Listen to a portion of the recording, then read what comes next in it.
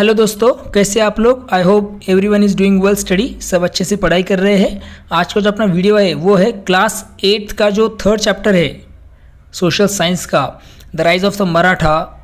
इसमें से ये फोर्थ वीडियो है उस चैप्टर पर, जिसमें हम डिस्कस करेंगे मराठा एडमिनिस्ट्रेशन। और मराठा एडमिनिस्ट्रेशन में हम 5 मुख्य चीज़ों के बारे में डिस्कस करेंगे। एक है civilian administration, military administration, maritime administration, judicial system and trade networks. इन सब पॉइंट्स पर हम क्या करेंगे इस वीडियो में डिस्कस करने वाले हैं। ओके, वीडियो को लाइक, शेयर और सब्सक्राइब करना मत भूलिएगा। ओके, तो चलिए बिना वक्त गवाए शुरू करेंगे मराठा एडमिनिस्ट्रेशन, इस पॉइंट को डिटेल में समझने के लिए। मराठा एडमिनिस्ट्रेशन, मराठा प्रशासन, उसमें से सबसे पहला जो पॉइंट है वो है सिविलियन एडमिनिस्ट्रेशन, नागरिक प्रशासन जिसे हम कह सकते हैं। वो कैसा था छत्रपति शिवाजी महाराज के राज्य में। तो क्या दिया है देखिए, Shivaji instituted a relatively centralised administration for his kingdom. Chhatrapati Shivaji Maharaj जो थे उन्होंने अपने राज्य के लिए एक सेंट्रलाइज्ड एडमिनिस्ट्रेशन, जिसका मतलब होता है जहाँ सबसे ज़्यादा जो अधिकार होते हैं वो राजा के पास होते हैं, उसे हम बोल सकते हैं सेंट्रलाइज्ड एडमिनिस्ट्रेशन, केंद्रित प्रशासन उन्होंने खुद के राज्य के लिए बनाया था। He abolish the hereditary post generally practice under the sultans और the Mughals and land assignments and paid a salary to every government official out of the state treasury। यहाँ पे आपको सबसे पहले समझना पड़ेगा abolish the hereditary post। hereditary means वंशानुगत पद। जैसे कि ऐसे कोई सरकारी पद होते थे, अभी ये कहाँ पे चलते थे, किसके किंगडम में चलते थे, ये सुल्तान और मुगल्स में ये थे हेरिडिटरी पोस्ट। उसे छत्रपति शिवाजी महाराज ने ख़त्म करवा दिया।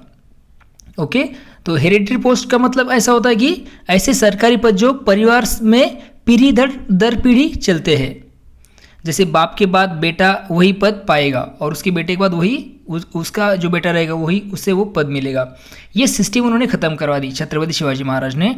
एंड लैंड असाइनमेंट्स, जागीरदारी व्यवस्था जिसे बोला जाता है। Okay, land assignments and paid a salary to every government official out of the state treasury. और जो सरकारी अधिकारी है उनको जो राज्य का खजाना है, राजकोष है, स्टेट ट्रेजरी जिसे बोला गया है, तो इससे वेतन दिया जाने लगा। जागीरदारी व्यवस्था मीन्स क्या होता है, मैंने आपको पहले बताया। लैंड असाइनमेंट्स मीन्स ज़मीन देकर उसके बदले सेवा लेना, ये भी उन्होंने ख़त्म करवा दिया। और उनकी जो सरकारी जो अधिकारी है उनके राज्य में काम करने वाला, उसको वेतन दिया जाने लगा सरकारी खजाने से। Many officials were periodically transferred as well, ensuring that they would not have enough power to dictate terms to the king। बहुत सारे जो अधिकारी थे छत्रपति शिवाजी महाराज के, वो क्या करते थे, उनका समय समय पर स्थानांतरण करते थे। इसका मतलब है कि एक जगह से दूसरी जगह पर भेज दिया जाता था। अब ये क्यों करते थे वैसा, क्योंकि ये जो उनके अधिकारी है, ओके, ऑफिशियल से ये ज़्यादा ताकतवर ना हो एक जगह पर रहकर, और बाद में अगर वो ताकतवर हो गए तो वो क्या करेंगे, तो राजा के सामने शर्तें रखेंगे। तो ये ना हो इसके लिए वो क्या करते थे, पीरियडिकली वो ट्रांसफ़र करते थे बहुत सारे ऑफिशियल्स का। Shivaji also gave pensions to widows of soldiers who died in the battles, even offering military post to their sons, thus demonstrating his care for the soldiers and their families. Okay, Shivaji Maharaj जो थे सैनिकों को और उनके परिवार का भी ध्यान रखते थे। यहाँ पर हम यहाँ पे अच्छे से समझ सकते हैं कि ध्यान वो दोनों का भी रखते, सैनिकों का भी और उनके परिवार का भी। अगर युद्ध में कोई सोल्जर मारा गया तो उसकी जो विधवा है उसे पेंशन दिया जाता था। हर महीने एक आर्थिक सहारा दिया जाता है। पेंशन मीन्स हर महीने मिलने वाला एक आर्थिक सहारा विडोज को मिलता था, उसकी विधवा पत्नी को मिलता था। और साथ ही साथ अगर उनके बेटे हैं तो उनके बेटों को भी सेना में नौकरी भी दी जाती थी। इस तरह से भी वो छत्रपति शिवाजी महाराज जो थे उनकी प्रजा के लिए, उनके सैनिकों के लिए और उसके परिवार के लिए सब चीज़ें कर रहे थे। दस demonstrating his care for the soldier and their families. इससे हम समझ सकते हैं कि छत्रपति शिवाजी महाराज उनके सैनिकों के प्रति और उनके परिवार के प्रति कितने स्नेही थे, कितने प्यार से वो देखभाल करने वाले थे। अंडरस्टैंड। अभी यहाँ पे एक सिक्के दिए, देखो चित्र दिया है, फिगर 3.13। क्या दिया देखो, Shivaji minted gold and copper coins in his own name signifying his sovereignty. Understand? The use of the Devagiri script was also an assertion of his cultural identity. Chhatrapati Shivaji Maharaj ने उनके खुद के नाम से सोने के और तांबे के सिक्के बनवाए, गोल्ड एंड कॉपर कॉइन्स उन्होंने बनवाए इन his own name, signifying his sovereignty. इससे हम समझ सकते हैं कि उनका एक स्वतंत्र शासक के तौर पर उन्होंने ये बनाया था. ओके, सोवरेनिटी मीन्स क्या होना, तो किसी के अधीन न रहकर खुद शासन करना, किसी का इन्फ्लुएंस ना होना में सोवरेनिटी. तो ये सिग्निफाई करता है, ये जो कॉइन उन्होंने मिंट किया था या फिर ये जो कॉइन बनाया था उन्हें, ये सिक्का, तो इससे हमें समझ में आता है कि वो खुद एक स्वतंत्र शासक होने का ये प्रतीक था. The use of the Devagiri script was also an assertion of his cultural identity. अब इन सिक्कों पर देवनागरी लिपि, कौन सी देवनागरी, हिंदी और मराठी आदि लिखने की ये लिपि है, इसका इस्तेमाल भी उन्होंने इसका इस्तेमाल करके उन्होंने क्या दिखा है, तो कल्चरल आइडेंटिटी मीन्स सांस्कृतिक पहचान वहाँ से हम उनकी देख सकते हैं. इसका मतलब उनका जो जुड़ाव है किसके लिए, किसके प्रति, भाषा और परंपराओं के प्रति, ये आप इससे देख सकते हैं. थिंक अबाउट इट, सोचिए. Shivaji issue strict instruction to his official not to mistreat the subjects or to forcefully grab even a blade of grass from them. Okay, अब ये देखिए कितना क्लियरली उन्होंने मेंशन किया यहाँ पे. छत्रपति शिवाजी महाराज जो थे, उन्होंने उनके जो अधिकारी है उनको सख्त आदेश दिया था कि क्या नहीं करना है, not to mistreat the subject, प्रजा के साथ कोई भी बुरा व्यवहार नहीं करे, और to forcefully grab even a blade of grass from them, और उनसे ज़बरदस्ती एक तिनका भी न ले, कोई भी चीज़ फोर्सफुली ली नहीं जाएगी जनता के साथ, जनता से या फिर प्रजा से. ये सख्त ताकीद या फिर ये सख्त आदेश उनका था उनके ऑफिशियल्स के लिए. In one of the letters issued to his official, Shivaji says, एक पत्र है उनका जो उन्होंने उनके ऑफिशियल को लिखा था, वहाँ पर छत्रपति शिवाजी महाराज लिखते हैं, wood from big trees like teak is required for the navy. नौसेना जो है उनके लिए सागवान जैसे बड़े पेड़ों की लकड़ी चाहिए हमें. If needed secure permission for cutting the trees from the forest and then proceed. अगर ज़रूरत हो तो जंगल से पेड़ काटने की अनुमति ले और फिर काटे. अनुमति लेना पड़ेगा वहाँ पे रहने वाले लोगों से और बाद में उसे काटना है. Other trees like the mango and jackfruit are also useful but do not touch them. आम और ये जैक फ्रूट है, इनके जैसे दूसरे पेड़ भी उपयोगी हैं, लेकर उन्हें छूना मत. Understand? Because such trees take many years to mature and the people look after them like their children.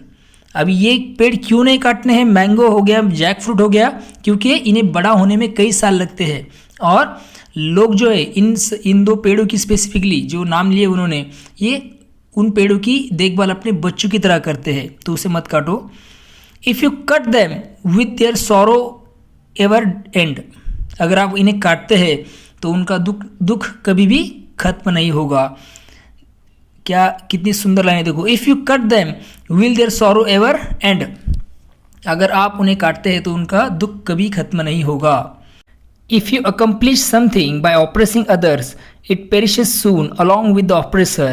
There is harm in the absence of such trees as well. Therefore, do not use force in any circumstances. क्या अच्छी बात बताइए. देखिए यहाँ पे दूसरों पर अगर जुल्म करके कोई भी चीज़ पाई जाती है, accomplish something by oppressing others, तो क्या हो जाता है इसकी वजह से, it perishes soon, वो जल्दी ख़त्म हो जाती है.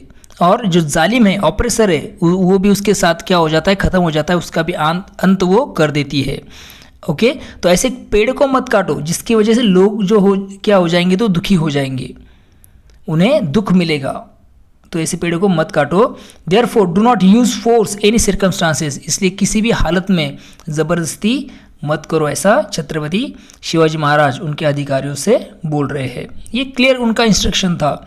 अभी ये जो हमने देखा, इससे हम क्या समझ सकते हैं, इस पर क्वेश्चन है. देखो, based on Shivaji's letter what can you tell about his values as a ruler. क्या वैल्यूज आप देख सकते हैं उनके इस लेटर से.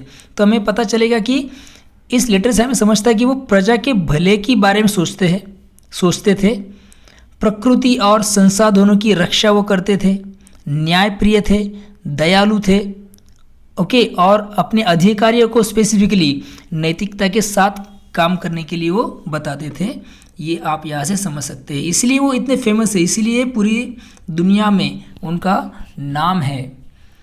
Shivaji also had an Ashtapradhan Mandala or council of 8 ministers to assist him with administration. अभी छत्रपति शिवाजी महाराज के पास अष्टप्रधान मंडल था, 8 मंत्रियों की एक परिषद जो प्रशासन में उनकी मदद करती थी। तो कौन है ये छत्रपति? द सोवेरिगन किंगडम, उनके हाथ में सब सत्ता थी, ओके। तो ये अष्टप्रधान मंडल जो है उनके बारे में देखेंगे। प्रधान, जिसे प्राइम मिनिस्टर कहा जाता था, सचिव, लैंड रेवेन्यू मिनिस्टर, न्यायाधीश, चीफ जस्टिस, पंडित राव, हेड ऑफ रिलीजियस अफेयर्स, सेनापति, कमांडर इन चीफ, सुमंत, मिनिस्टर्स फॉर फॉरेन अफेयर्स, मंत्री, इंटेलिजेंस मिनिस्टर, और अमात्य, फाइनेंस मिनिस्टर। ये उनके अष्टप्रधान मंडल थे। तो इनकी मदद से, इनकी सलाह से छत्रपति शिवाजी महाराज क्या करते थे? तो कामकाज चलाते थे, मगर अंतिम निर्णय उनके हाथ में ही था, क्योंकि उनके पास सेंट्रलाइज एडमिनिस्ट्रेटिव सिस्टम थी। आगे दिया देखो, the Marathas often levied taxes called south and Sir Deshmukhi an additional 10% to south from the provinces that were not directly under them, including places in the Deccan and North India. मराठे जो थे वो क्या करते थे? अक्सर उन इलाकों से वो कर वसूलते थे जो सीधे उनके शासन में नहीं थे। और किस तरह से कर वो वसूलते थे? साउथ मीन्स कुल जो आय है उसके 25%, और sardeshmukhi additional 10% to south means 25 plus 10%, 35% sardeshmukhi ऐसी टैक्स वो लेते थे। और ये जो कर है ये दक्खन और उत्तर भारत के कुछ प्रांतों से लिया जाता था। यहाँ पे क्लियरली मेंशन किया उन्होंने कि including places the Deccan and north India.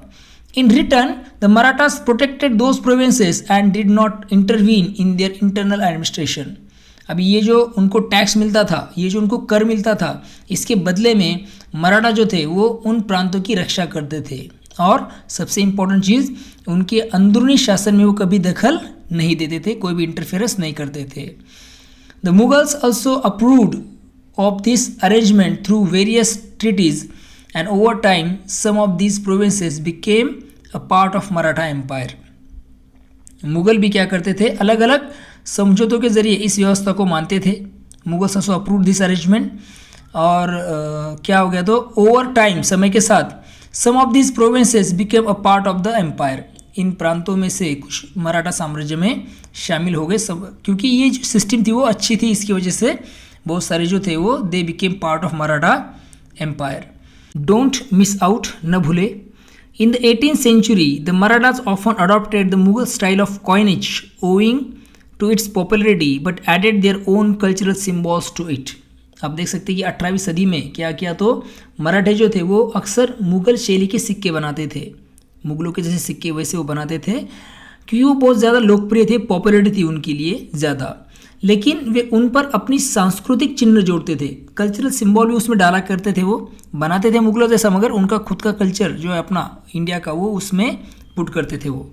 जैसे कि this rare Maratha coin known as the Ganapati Pantpradhan rupee minted in the early 19th century by the Patwardhans, general under the Peshwa, features inscription in 2 scripts, Devanagari and Persian.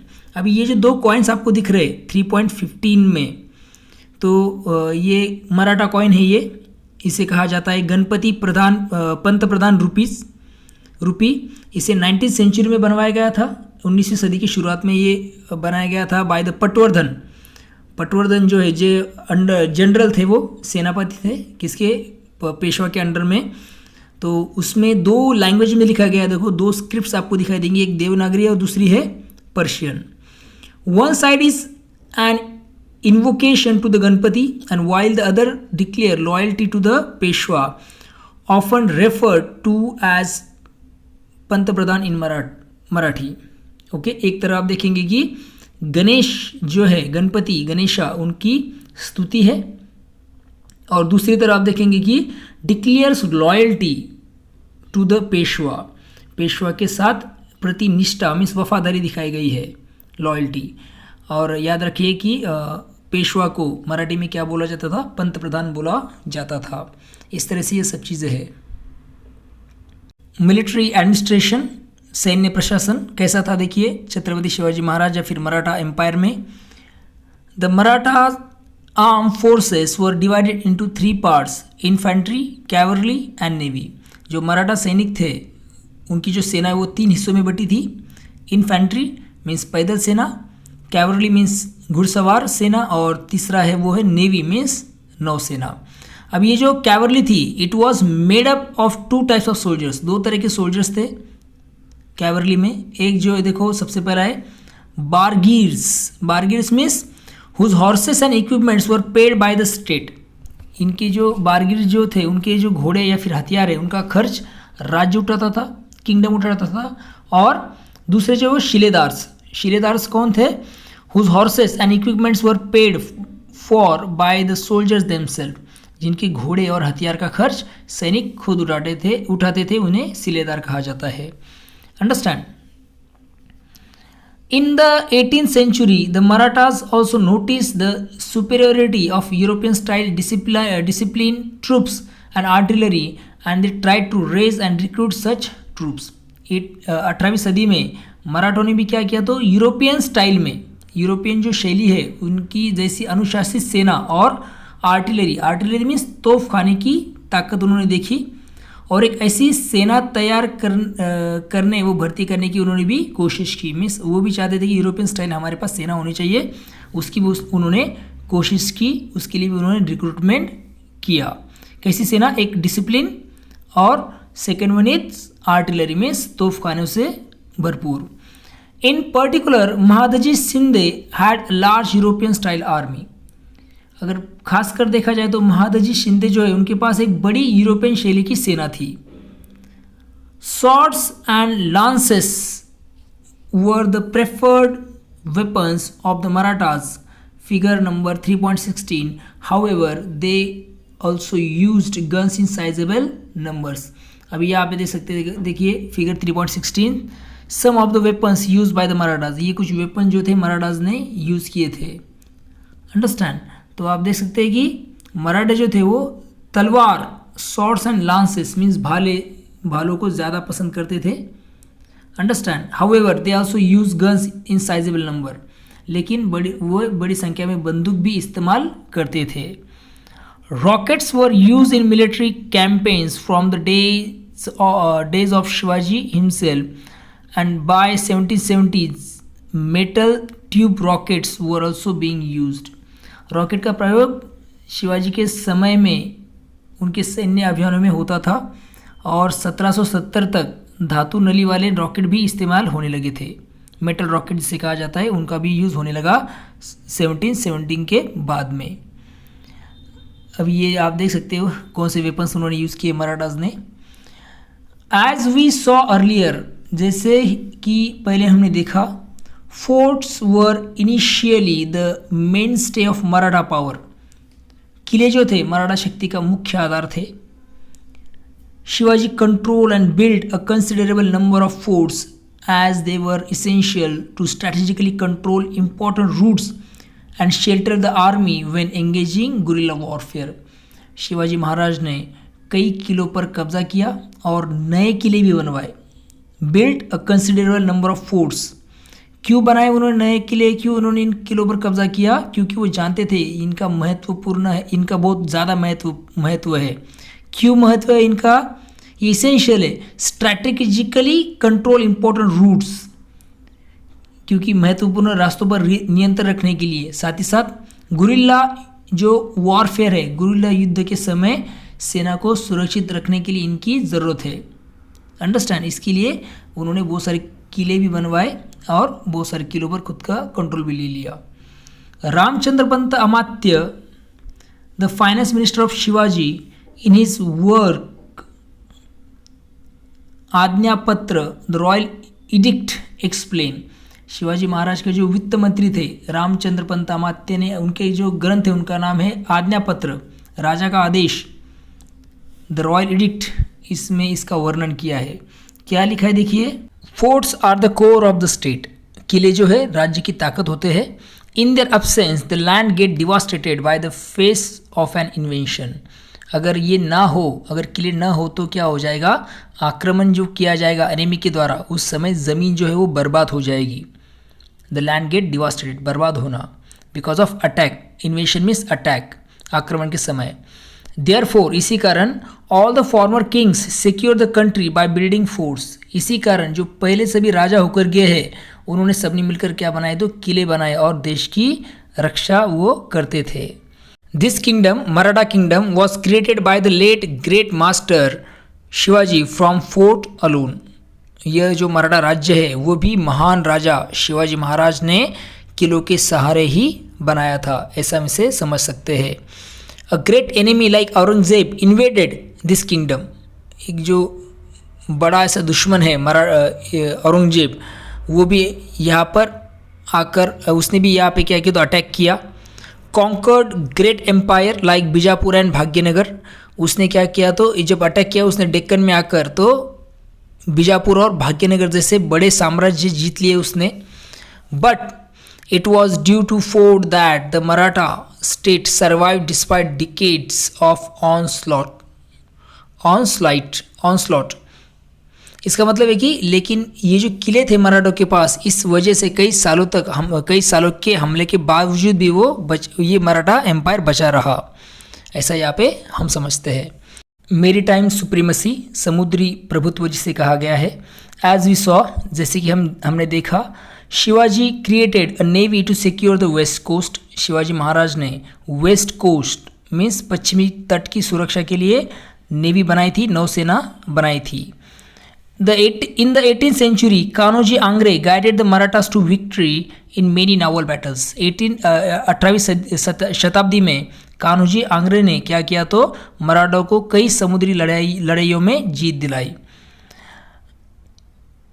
Thanks to a clever use of geography and battle tactics, इसके लिए उन्होंने क्या किया, तो जो भौगोलिक स्थिति है, ज्योग्राफी और बैटल टैक्टिक्स मीन्स युद्ध कौशल का बहुत चतुराई से उन्होंने इस्तेमाल किया। Despite the Maratha ships not being as technologically advance as the European ones, और ये सबसे महत्वपूर्ण है कि मराठा जहाज जो थे वो तकनीकी रूप से उतने सक्षम नहीं थे जितने कि यूरोपियन जहाज थे, उतने उन्नत नहीं थे Maratha ships. Even after Kanhoji Angre ने क्या किया, तो मराठास को बहुत सारे बैटल्स में जीत दिलाई। At the time the main strength of European in India was their navies, उस समय भारत में यूरोपियों की सबसे बड़ी ताकत क्या होती थी, उनकी नौसेना थी, नेवी थी। They forced Indians to purchase their naval trade passes, अभी ये जो यूरोपियंस थे वो क्या करते थे, जो भारतीय उनको मजबूर करते थे कि उनके जो महंगे यूरोपीय ट्रेड पासेस है, समुद्री व्यापार पास जो है, जिसे वो कहते थे कार्ताज पोर्तुगीज में, वो खरीदो एट अ प्राइस, महंगे दामों में उसे खरीदो। Any ship without a pass was confiscated, अगर किसी के पास ये पास नहीं है, जिसके पास नहीं होती थी, उनका जहाज वो जब्त कर लिया करते थे। The Marathas challenge this practice and started demanding passes from the Europeans themselves, मराठाओं ने क्या किया, इस प्रथा को चुनौती दी और उल्टा यूरोपियन से ही पास मांगना उन्होंने शुरू कर दिया। Understand, who showed their frustration by labelling Kanhoji Angre a pirates, और इससे नाराज होकर ये जो यूरोपियन है उन्होंने क्या कर दिया, तो कान्होजी आंग्रे को पायरेट्स मीन्स समुद्री डाकू कहकर बदनाम कर दिया। इस तरह से मराठा जो थे वो यूरोपियंस को भी चैलेंज कर रहे थे, आप देख सकते हैं यहाँ पे एक इमेज दिए, देखो Maratha ships attacking English ships, attack भी दिख रहा है आपको। अंडरस्टैंड, सर अर्नेस्ट रॉबिन्सन इन्होंने ये पिक्चर बनाया है। Don't miss out, in 1665 4 ships from Shivaji's fleet reach Muscat the capital of Oman, 1665 में शिवाजी महाराज के जो बड़े 4 जहाज है वो क्या हो, तो मस्कट पहुंच गए, कैपिटल जो है किसका, ओमान का, वहाँ पर वो पहुँचे। The ruler there captured them and arrested the man on board. वहाँ के जो शासक है उन्होंने उन्हें पकड़ लिया और वह उस जहाज पर जो भी लोग सवार थे उनको कैद कर लिया। He also prepared a few ships to attack Shivaji's coastal possessions. बाद में उसने क्या किया, तो प्रिपेयर किया खुद को, उसने शिवाजी का जो तटीय क्षेत्र है उस पर हमला करने के लिए कुछ जहाज़ भी उसने तैयार किए। But on hearing that Shivaji's navy contain more than 100 ships, जब उन्हें को उस शासक को पता चला कि शिवाजी महाराज के पास कितना नौसेना में 100 से भी ज़्यादा क्या है तो जहाज़ है, तो वो डर कर उसने वहीं से क्या कर लिया, तो उसी बंदरगाह से वो वापस लौट गया। तो इस तरह से आप देख सकते हैं कि कितनी पावरफुल उनकी नौसेना थी। जुडिशियल सिस्टम, न्याय व्यवस्था। The Marathas had an efficient judicial system remarkable for its moderation in using capital punishment the death penalty. आप देख सकते हैं कि मराठाओं की जो न्याय व्यवस्था थी वो बहुत प्रभावी थी, इफिशिएंट मीन्स प्रभावी थी, और इसमें मृत्युदंड द डेथ पेनल्टी का भी इस्तेमाल बहुत कम किया जाता था। Moderation in using capital punishment, जो कैपिटल पनिशमेंट थी फांसी देना, मृत्युदंड देना, इसका बहुत कम वहाँ पे यूज़ किया गया था। The panchayat, not to be confused with the current day panchayat, a governmental body, was a local gathering of officials and prominent men and the main body that delivered justice। अभी ये जो यहाँ पे वर्ड यूज़ किया गया है देखो, the panchayat, अभी पंचायत वर्ड मीन्स आज का जो पंचायत, उससे इसे हम कंसिडर नहीं कर सकते। उस टाइम की पंचायत, छत्रपति शिवाजी महाराज के टाइम की पंचायत, जहाँ पर कौन थे, गैदरिंग हुआ करता था। कौन? तो gathering of officials and prominent man, स्थानिक अधिकारी और प्रमुख व्यक्तियों की वो सभा होती थी। And the main body that deliver justice, और ये जो बॉडी है स्थानिक अधिकारी और प्रमुख व्यक्तियों की, ये क्या करते थे, तो न्याय देते थे वहाँ पर, उसे बोला गया पंचायत।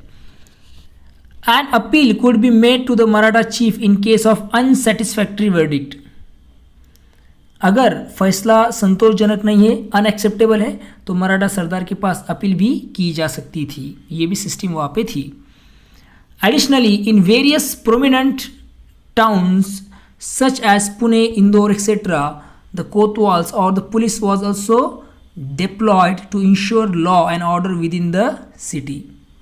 अंडरस्टैंड? पुणे, इंदौर, ये जो कुछ बड़े शहर है, बड़े नगर है, वहाँ पर कोतवाल यानी पुलिस अधिकारी भी था, कानून व्यवस्था बनाए रखने के लिए उसे भी तैनात किया जाता था इन सब टाउन्स में, बड़े बड़े शहरों में कानून व्यवस्था बनाए रखने के लिए। और इसके बाद ये देखो, ट्रेड नेटवर्क्स, व्यापार नेटवर्क जिसे बोला गया है। Shivaji encourage trade and actively participated in maritime foreign trade himself. Shivaji Maharaj ने व्यापार को बढ़ावा दिया, स्वयं उन्होंने विदेशी व्यापार में भी भाग लिया, समुद्री विदेशी व्यापार में भी उन्होंने भाग लिया। He and his officials had their own ships, उनके और उनके जो अधिकारी, उनके पास जहाज थे। Which they regularly send to port as far away as Mocha in Yemen, Muscat in Oman and जो मलक्का इन मलेशिया।